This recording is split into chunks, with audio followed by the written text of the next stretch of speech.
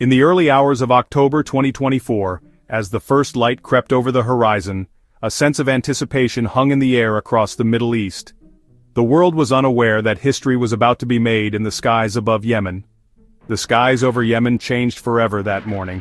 High above the desert, a new chapter in modern warfare was being written, one that would reverberate far beyond the region's borders. For the first time, the United States deployed its B-2 Spirit bombers, stealth aircraft renowned for their ability to evade radar and deliver precision strikes anywhere on the globe. Their mission? To hit Houthi targets deep inside Yemen, targets previously thought unreachable. These bombers launched from the heart of the American Midwest, flying a marathon mission that spanned continents. Refueling mid-air over the vast Atlantic, they pressed on, undetected until they reached their targets. It was a feat of logistics and technology, marking a dramatic escalation in the conflict. The mission sent a clear and unmistakable message. No target, no matter how remote or fortified, is beyond America's reach. The B-2's arrival was not just a show of force, it was a demonstration of global power projection and a warning to adversaries everywhere. Until now, U.S. responses in the region had been mostly defensive, focused on protecting assets and allies. But the deployment of the B-2S signaled a new, more aggressive phase, one where the U.S. was willing to take the fight directly to its enemies, deep inside hostile territory. News of the strike spread rapidly across the globe. In capitals from Washington to Tehran, military analysts and political leaders scrambled to assess the implications. The rules of engagement had shifted overnight, and the world took notice. For ordinary Yemenis, the sudden appearance of these ghostly, almost invisible aircraft added a new layer of fear and uncertainty to an already devastating war. The soundless approach and devastating precision of the B-2S left many wondering what might come next. For regional powers, the strike raised urgent questions about the future of the conflict. Would this escalation draw in new actors? Could it trigger a wider confrontation in the Middle East? The balance of power seemed to shift in an instant. The shadow of the B-2 now loomed over the entire region, a symbol of both American resolve and the unpredictable dangers of modern warfare. As the dust settled, one thing was clear.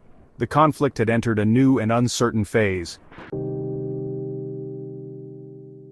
The B-2 Spirit is a marvel of stealth technology, designed to slip past the world's most advanced air defenses. Its flying wing shape and radar-absorbent coating make it nearly invisible to enemy radar.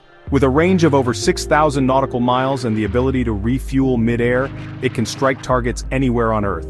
The B-2 can carry up to 20 tons of bombs, including both conventional and nuclear weapons. Its versatility allows it to destroy multiple targets or focus immense firepower on a single hardened site. For the Yemen mission, only the B-2 had the stealth, range, and payload to hit the Houthis' most protected assets. Its use was a deliberate signal of American resolve and capability. The B-2 strikes marked a turning point in U.S. strategy against the Houthis. Until now, the U.S. relied on defensive measures and limited retaliatory strikes by fighter jets. The B-2S, flying from the U.S. itself, represented a shift from reactive defense to proactive offense. This was a pre-planned operation to cripple the Houthis' long-term capabilities, not just a response to an immediate threat. Deploying a strategic asset like the B-2 signaled that the U.S. now viewed the Houthi threat as a top-tier national security concern. Unlike previous coalition actions, this was a unilateral American mission. The U.S. was making it clear it would act alone if necessary to protect its interests. The message was unmistakable. America was raising the stakes. The B-2S were sent to destroy deeply buried bunkers in Houthi-controlled territory. These underground sites stored advanced missiles, drones, and key components, critical to the Houthis' offensive power. Standard bombs couldn't reach them. Only specialized bunker busters could do the job. The B-2S likely carried massive penetrator bombs designed to collapse tunnels and obliterate weapons stockpiles. The goal: eliminate the Houthis' ability to sustain attacks on shipping and regional targets. This was strategic surgery, removing the heart of their arsenal. Success would be measured by a sharp drop in Houthi attacks, not just the size of the explosions.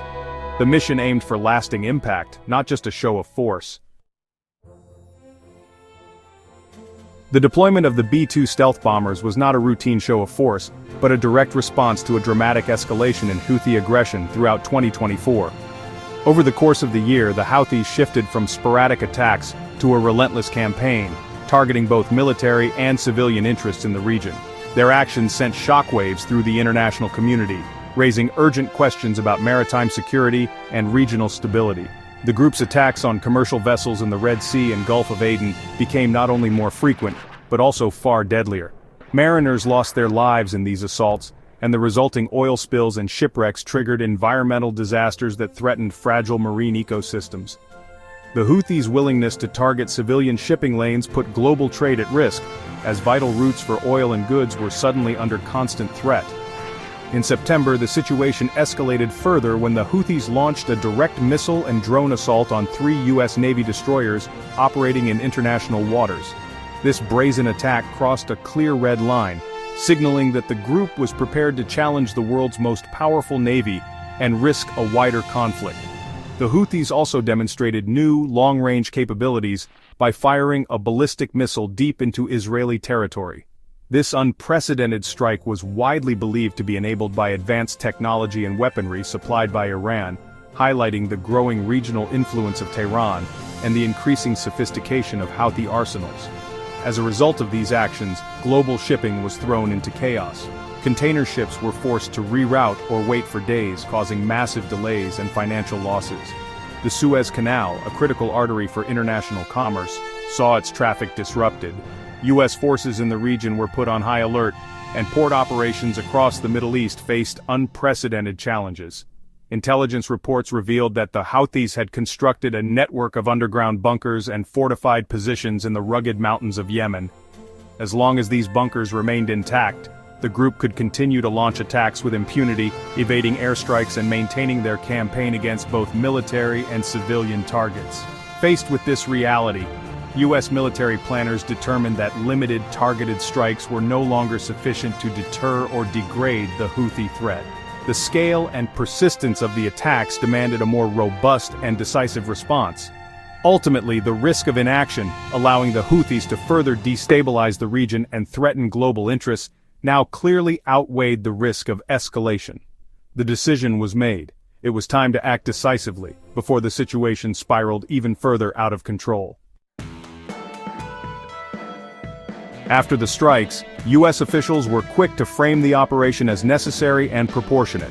Secretary of Defense Lloyd Austin emphasized that President Biden personally authorized the mission to protect American lives and restore order.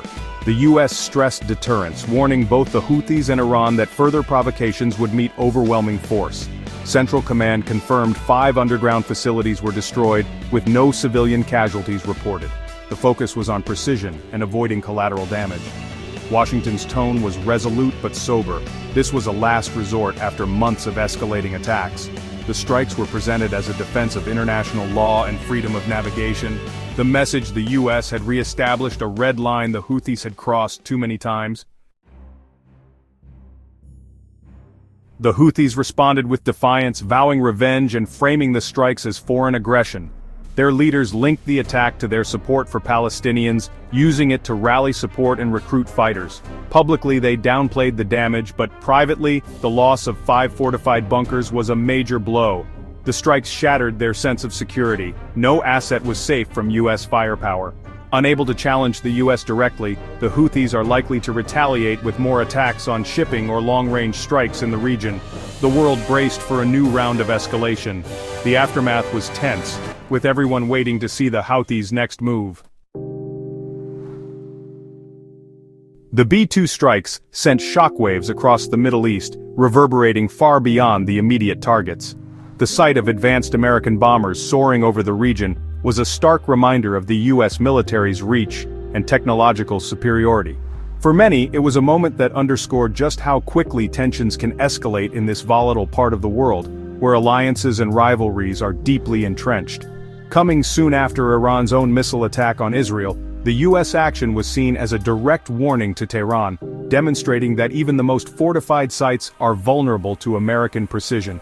The message was clear: the U.S. would not hesitate to respond forcefully to threats against its allies or interests. This show of strength was intended not only for Iran but for any actor in the region considering escalation. America's Gulf allies welcomed the show of force, interpreting it as a sign of continued U.S. commitment to their security. For countries like Saudi Arabia and the United Arab Emirates, the strikes offered reassurance that Washington remained a reliable partner, willing to act decisively when regional stability was threatened. Many hoped this would deter further Houthi and Iranian aggression and perhaps restore a sense of balance. For Iran and its proxies, however, the strikes represented a dangerous escalation. The risk of a wider shadow war loomed large as militias and armed groups across the region weighed their next moves. The possibility of tit-for-tat attacks increased, raising fears that the conflict could spiral out of control and draw in new actors. The conflict in Yemen itself grew more complex, with the risk of worsening the already dire humanitarian crisis and derailing fragile peace efforts. Aid organizations warned that renewed violence could make it even harder to deliver food, medicine, and shelter to millions of civilians caught in the crossfire. The prospect of a prolonged conflict threatened to undo years of diplomatic work and deepen the suffering of ordinary Yemenis. The strikes could harden positions on all sides, making diplomacy harder and trust more elusive. Negotiators faced new obstacles as leaders became more entrenched, wary of appearing weak or conceding ground. The path to dialogue and compromise grew narrower, with each side demanding more guarantees and showing less willingness to back down. The U.S. had demonstrated its power and resolve, but the long-term consequences remained deeply uncertain. Would this show of force restore deterrence, or would it provoke further retaliation? The answer was far from clear, leaving policymakers and military planners on edge as they watched for the next move. The region now faced the risk of a broader, more volatile conflict, one that could redraw alliances, shift power balances, and impact millions of lives. As the world watched, the stakes had never been higher, and the path forward remained uncertain. The B-2 mission has raised the stakes for everyone involved. Will the Houthis be deterred, or will they escalate their attacks in retaliation? If attacks continue, the U.S. may face pressure to launch even more powerful strikes, risking deeper entanglement and civilian casualties. Iran may rethink its support for proxies or double down, fueling a new arms race. The strikes remind us that military power can disrupt, but rarely resolves, the root causes of conflict. Yemen's war is driven by deep grievances that bombs alone can't fix. The challenge now is to use this moment to push for diplomacy before violence spirals further out of control. The world watches, hoping for a path to peace amid the shadow of the B-2.